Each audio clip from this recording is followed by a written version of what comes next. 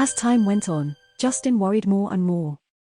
His own body was already changing, and he could feel it. And the night he pursued Milo through the woods. He could not restrain himself from taking the blood. Had he pursued him after realizing that was what he wanted most? He didn't require blood, and he wouldn't turn into the monster Milo was. Milo, he reasoned, had his moments.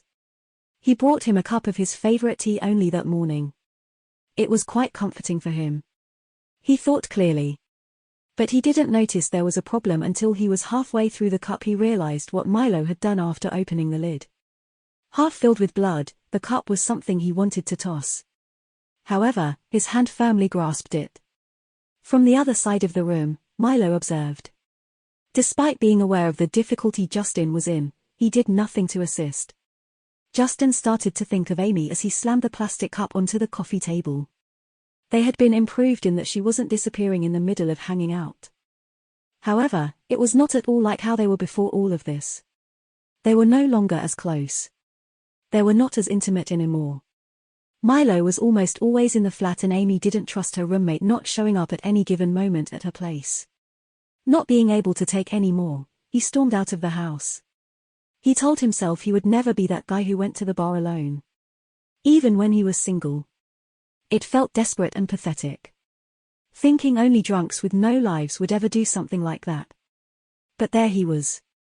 Making his way through the crowd of people to the far end of the local bar. The bartender was someone he knew. Nick was his name. Dark black hair and even darker eyeliner. He was the kind of person you couldn't imagine being anywhere but a party scene. Regardless of the temperature, he always wore a lightweight black leather jacket. "Hey Justin, how are you doing?" As he approached the counter, Nick greeted him. He automatically started pouring him 2 drinks when Justin had to stop him. "It's only me tonight. Amy couldn't make it." He felt sick saying this. As though admitting he couldn't persuade her to go out with him meant their relationship would inevitably end. "Sorry to hear that. How is she faring?" Nick inquired as he distributed the single drink. When Justin moved the drink away from him, he became aware of an odd fragrance. It appeared to be coming from Nick. He had never seen this before, and Nick generally seemed to be very hygienic, so it was strange. There was a fragrance in addition to the cologne he typically wears. Right below the surface, a putrid smell engulfed his nostrils. Justin responded, "She didn't feel like going out tonight, and because I've had long-term company, I just needed some space. And if I didn't leave the house, I'd start to lose my mind." Before anyone condemned him more harshly than he already was doing to himself, he swiftly tried to explain it. "Well done.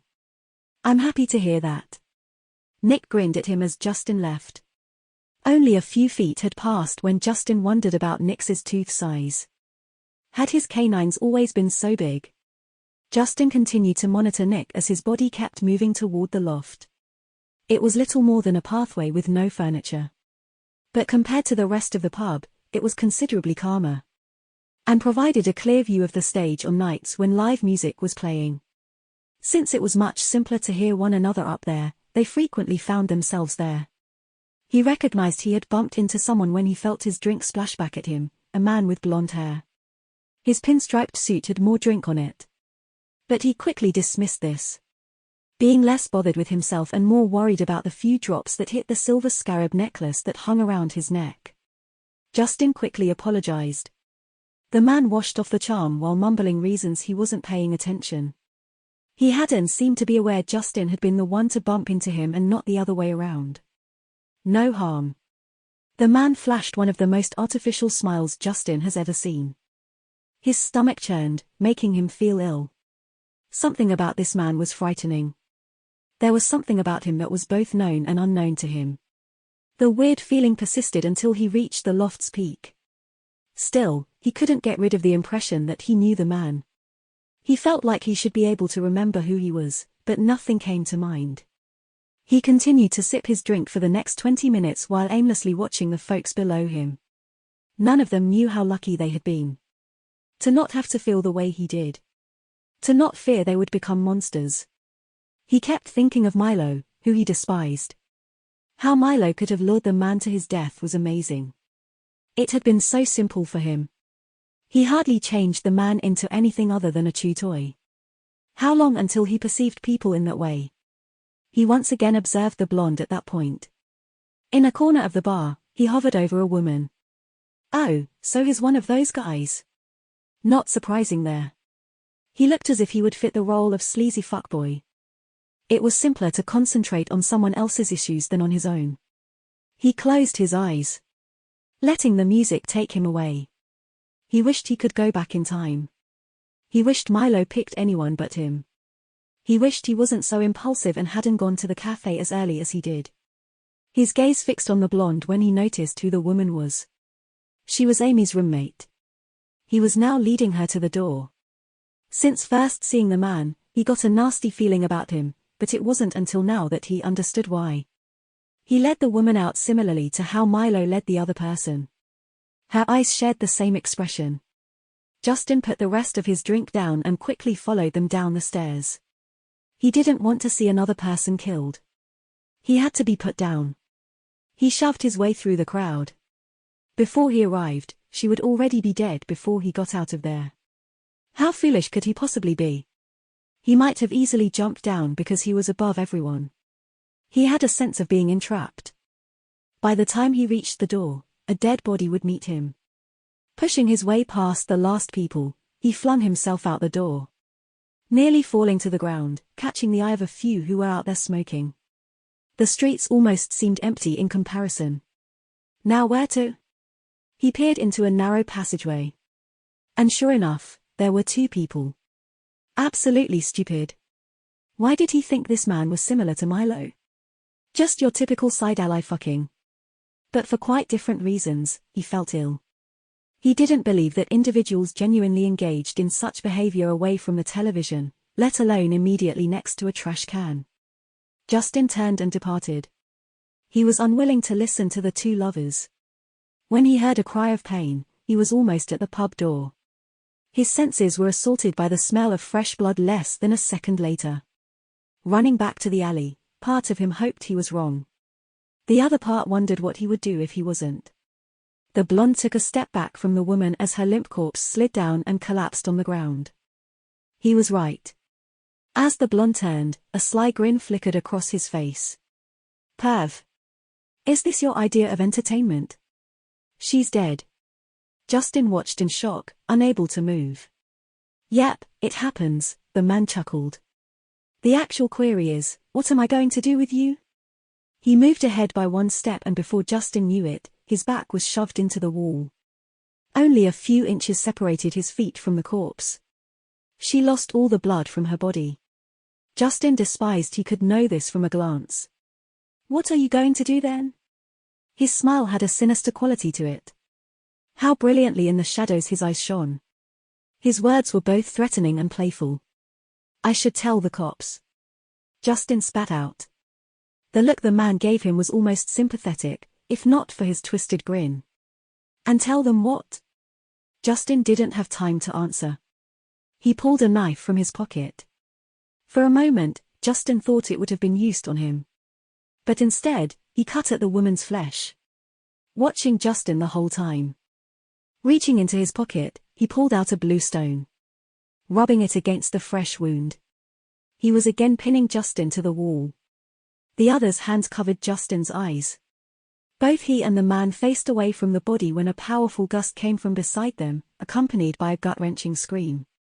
Then everything became quiet. The man took a step back from Justin with a smug smirk on his face. So? He stepped back again and gave a melodramatic bow. Whom are you saying what to? Where the dead body had been, he reached down to retrieve the blue stone. He triumphantly shrugged his shoulders as he placed the stone back into his pocket. I'm not sure what you think you saw, but I came outside to smoke. That grin was the only thing Justin could think of as being more distressing at the time. Of course, he was correct. He would just make himself look foolish if he tried, the same as the first time he met Milo. Justin was deflated. He continued to notice these things. He had to tell people about these happenings. While being aware that he couldn't. He was forced to turn a blind eye. Enduring the shame of what these monsters were doing yet being powerless to stop it, not without appearing insane anyhow. Then it finally hit him. Milo abandoned a body.